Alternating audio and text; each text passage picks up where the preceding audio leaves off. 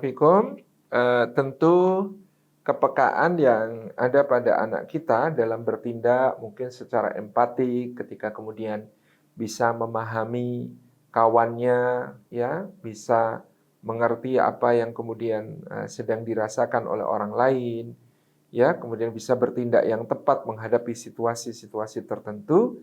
Ini tentu pertama-tama juga karena apa yang dilihat dan dicontohkan oleh orang tuanya.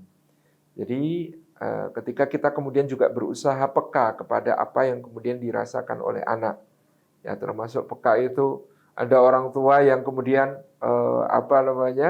ketika berjalan gandeng anaknya dalam waktu yang panjang, anaknya digandeng begini, gitu ya.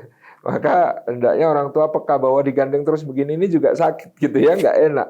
Kemudian lower, gitu ya, orang tuanya menurunkan supaya anaknya tangannya tidak terlalu capek.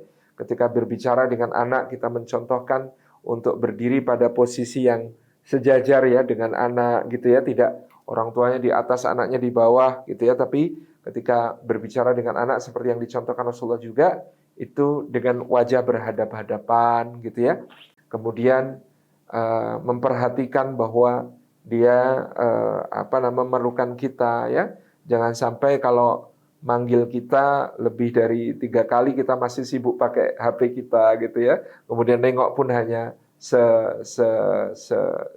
sebentar, gitu ya. Rasulullah SAW berbicara dengan siapapun itu bisa memperhatikan sepenuhnya, saling bertatapan, kemudian ketika menengok pun dengan seluruh anggota badan, itu yang dicontohkan oleh Nabi SAW kepada kita terkait bagaimana kemudian membiasakan kepekaan bagi anak. Insya Allah dengan cara yang demikian kita bisa mengasah ya kepekaan anak-anak kita itu ya dalam berbagai aspeknya. Kemudian juga tentu dengan banyak mendoakannya, ya, dimudahkan oleh Allah Subhanahu wa taala untuk ya menjadi seorang anak yang saleh yang kemudian mampu merespon segala hal di lingkungannya dengan inisiatif-inisiatif kebaikan. Insya Allah dengan demikian anak-anak kita akan menjadi anak yang peka dan mampu menempatkan diri sebaik-baiknya di dalam pergaulannya. Wallahu a'lam bishawab.